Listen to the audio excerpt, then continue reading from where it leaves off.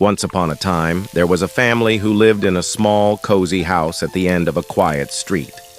The air was always filled with the smell of fresh coffee. Whenever they made coffee, the neighbors could smell it too, and they always knew something warm and happy was happening inside. If you stood outside, you'd hear gentle music playing, the sound of laughter, and sometimes the soft humming of a mother singing in Amharic, the language of their homeland. Inside lived a kind father named Dawit, a loving mother named Tigist, and their 3 bright children, Sara, Abel, and little Tomas. Dawit and Tigist came from a faraway country called Ethiopia. They had left behind everything they knew, family, friends, familiar streets, and starry mountain skies, to build a new life in a new country. They wanted their children to have opportunities, to be safe, and to grow into whatever they dreamed of becoming. Every morning, before even the birds began to sing, Dawit would quietly leave for work. He worked long shifts in a loud factory, operating machines that hissed and clanged all day. He didn't mind the hard work. It was how he showed his love.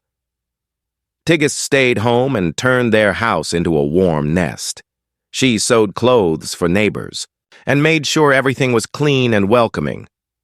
Sometimes she made coffee the traditional way, with roasting beans, gentle pouring, and a small incense burner nearby that made the air smell like history. When the children came home from school, Tigist would be in the kitchen, singing softly as she stirred a bubbling pot. Her voice floated through the rooms like a lullaby. Sara, the oldest, often dropped her backpack and headed to her little desk to read. She loved books about stars, planets, and galaxies. "I want to be an astronaut one day," she whispered to herself. Abel, full of energy, would burst into the kitchen doing a silly dance. "Look, Mom, look what I learned today," Tigist would laugh. "You dance like a lion after too much honey, but come wash your hands. Dinner will be ready soon." Little Tomas was the quietest of the 3 kids. At dinner, he loved to sit and listen to everyone talk. His eyes were big, and he was always thinking. When he did speak, his questions came quickly, just like popcorn popping. Why is the sky blue? How do birds fly without getting tired? Did Grandpa in Ethiopia really ride a camel? His parents laughed and Sara giggled. Abel made funny faces, but deep down, everyone liked Tomas's questions. They made dinner time fun and full of surprises. Dawit seemed to draw on a napkin and show Tomas how things worked. Sometimes Tigist told magical stories, part real, part pretend. The stories Tigist told at bedtime about Ethiopian lions, the bustling markets in Addis Ababa, and rainy seasons that smelled like earth and jasmine. Sometimes Dawit told stories, too, about walking miles to school. As a boy, carrying books tied with string, and how his mother used to grind coffee beans by hand. Tomas didn't always understand everything, but he listened closely. He kept every answer like a little treasure in his heart. He was learning about the world, his family, and where he came from. One evening, the sky turned orange and purple. The sun was going to sleep. Dawit opened the front door slowly. His shoulders were heavy. His eyes were tired. He had worked all day and didn't sleep much the night before. But the house was full of noise. "Abba! Abba!" shouted Abel. "I beat the hard level in my game." "Look at my new dance," said Tomas, spinning and laughing. Sara stood with her notebook. Her eyes were bright. "Abba, can I tell you all about Mars now? It's so cool." Dawit smiled a little, but his face looked sleepy. He rubbed his forehead and sat down slowly. "I'm very tired, my children," he said softly, but they didn't hear him. Sara opened her notebook and began talking fast. "Mars is called the Red Planet," Sara said quickly. "One day people might live there. Isn't that amazing? They think it used to have water like Earth." Dawit sat down and closed his eyes. His head hurt. His hands were sore. Tigist walked in with a warm cup of tea. "Here, Dawit," she said kindly. He took it and whispered, "Amaseganalo." Thank you." Then Tigist turned to the kids with a gentle smile. "Your father works hard every single day. Right now, he needs peace and rest. Let's keep our voices soft and finish our homework so he can feel better." Sara stopped. She looked at her dad. His eyes were closed. He was breathing slowly. She remembered he had left so early that morning, before breakfast, before she even opened her eyes. She put her notebook down. "I'll tell you tomorrow, Abba," she whispered. Dawit opened one eye and gave her a small smile. Tomas climbed onto the couch and rested next to him. Abel turned the TV down low. Sara walked to the kitchen and helped Mama slice tomatoes. They didn't talk much that night, but the house felt full of love. Sometimes love is quiet. After Dawit rested for a few minutes on the sofa, Tigist touched his shoulder gently. "Go take a shower, Dawit. It will make you feel better." He nodded slowly. "Eshi," he said, and walked toward the bathroom. The sound of running water soon filled the house. Sara looked at her mother. "Mama, can I help make dinner tonight?" Tigist's face lit up. "Of course, Sara. Let's surprise your father." They rolled up their sleeves and began cooking together. Sara peeled garlic while Tigist chopped onions. The pan sizzled as they cooked spicy lentils. The air filled with the smell of berbere and fresh injera. Sara laughed when she dropped a tomato slice, and Tigist caught it before it hit the floor. They worked side by side, moving like a team. By the time Dawit came out of the shower, wearing fresh clothes and smelling of soap, the table was already set with warm injera, colorful salads, and steaming wat. His tired face softened into a smile. "What is all this?" he asked. "A special dinner," Sara said proudly. "Made with love." Tigist called out gently, "Mesab is ready. Let's all eat together." Before anyone sat down, Dawit stood at the head of the table. "Let's give thanks first," he said. The whole family stood together. Quietly, they turned to face the picture on the wall, a soft, beautiful image of Saint Mary holding baby Jesus, surrounded by golden light. Tigist placed her hand on her heart. Dawit bowed his head. The children followed. The room became still. Dawit spoke gently. "Exayaber, we thank you for this day. We thank you for your blessings. We thank Saint Mary and Jesus for watching over our home. Bless this food. Bless Tigist, who prepared it with love. Bless our children, Sara, Abel, and Tomas. May they walk in light, be kind, and never forget where they come from." "Amen," they all said softly. Then Dawit turned and looked at each of his children.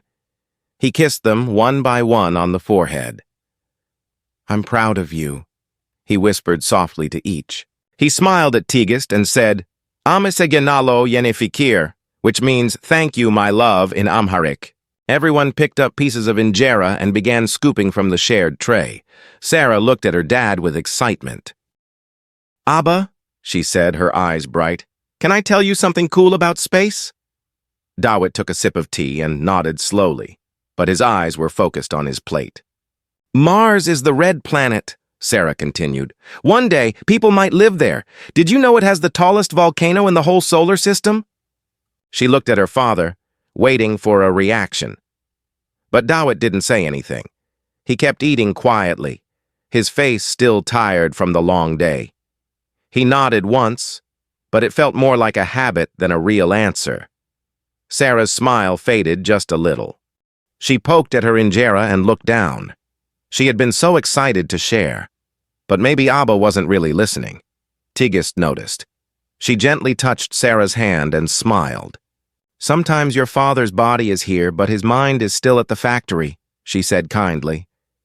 "He hears you, even if he's quiet." Sara nodded slowly. She understood, at least a little. And even if her dad didn't say much, she still felt his love sitting right there next to her. After dinner, the family helped clear the table. The house was calm now. Plates were clean, the teacups were empty, and the lights were low. Abel yawned loudly. Tomas was already half asleep on the couch. "One by one, let's go to bed," Tigist said softly. Dawit carried Tomas to his room. Abel followed, rubbing his eyes. Soon the house was quiet, and the stars blinked outside the window, but Tigist stayed awake a little longer. "Sara," she whispered, "come sit by me. Let me do your hair for school tomorrow." Sara sat on a cushion in front of her mama. Tigist took out the soft comb and a small jar of coconut oil. She parted Sara's hair gently and began to braid. Her hands were steady. Sara closed her eyes, feeling safe and warm. Tigist hummed a soft lullaby in Amharic, a song from her own childhood in Ethiopia. As she worked, she said, "You're growing so fast, Sara. Smart, kind, and strong." Sara smiled. "Thanks, Mama." As Tigist finished the last braid, Sara sat quietly for a moment.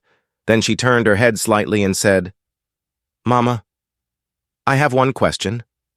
Tigist looked at her. "Yes, sweet girl?" Sara's voice was soft. "Why doesn't Abba really listen to me? Especially when I talk about my dream.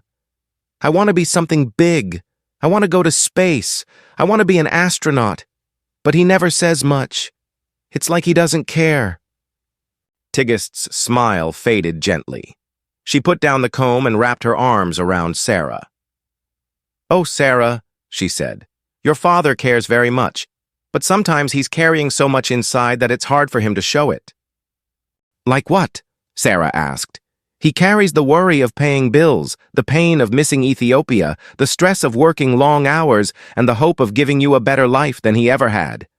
Sometimes his body comes home, but his mind is still heavy."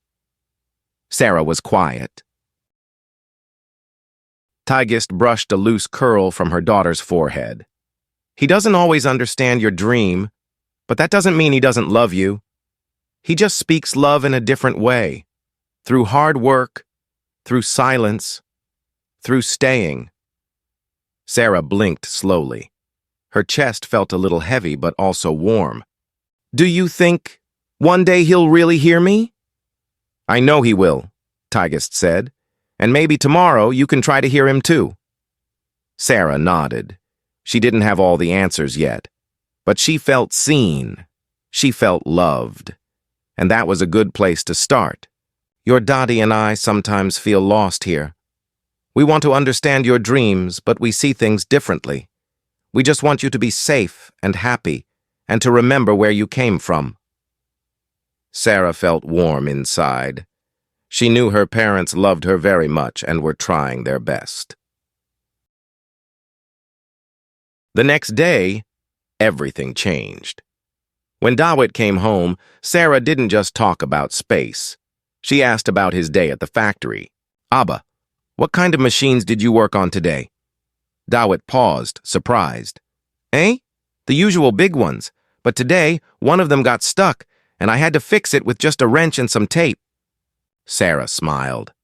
"That sounds kind of like a spaceship problem. Did you feel like an engineer?" Dawit chuckled, his eyes lighting up. "Maybe a little. You know, fixing things is like solving puzzles, but my hands do the thinking." Sara leaned in, curious. "Can you show me how one of those machines works? Maybe I can help fix one someday." "Of course, my konjo," he said with a smile. "That means beautiful in Amharic. I'd love that." And in that small moment, filled with Greece and galaxies, a new kind of understanding began to grow. Tigist looked at them both and smiled. "Maybe one day you and your dad can fix something together." Sara nodded. "I'd like that." Dawit looked at his daughter, his eyes soft. "And I'd like to hear more about those planets you love so much." Sara beamed. "Maybe tomorrow I can tell you all about one of the planets, Abba. I think you'd find it amazing." Dawit looked at her with new eyes, not just as his little girl, but as someone full of big dreams and wonder. "I would love that," he said softly. "And I promise, from now on, I'll listen more, and I'll do everything I can to help you reach your dream." Sara's smile widened. In that moment, she didn't feel so far away from her family. She felt seen, supported. loved. Abel, who had been quietly peeling carrots beside Tigist, smiled and said, "I want to help more too. Maybe I can teach you some of the dance moves I learned at school, Mom." Tigist laughed. "I'm ready for that challenge, Abel." Little Tomas, who had been drawing at the corner of the table, looked up his dad and asked, "Can I draw pictures of the machines Abba fixes and the planet Sara talks about?" Dawit ruffled Thomas's hair. "That's a wonderful idea, my bright star, my little artist." The three children, Sara with her dreams of stars, Abel with his boundless energy, and little Tomas with his endless questions, were beginning to understand something very important. Their family wasn't two separate worlds, but one. A world where stories from the past, dreams for the future, and deep love mixed together, just like the spices in their favorite dishes. Even though their parents didn't always know every word of their world, they spoke the language of love loud and clear, in the meals they cooked, the long hours they worked, and the quiet moments they shared. In that warm, glowing house, something had changed. The bonds grew stronger, the laughter grew louder, and hope filled every corner. Together, they were building a future made of both memories and dreams. And if you're reading this story, remember, your family might come from different places or speak different languages, but they love you in ways you can always feel. Respect their journey, listen to their stories, and hold their love close, because that love is the greatest gift of all.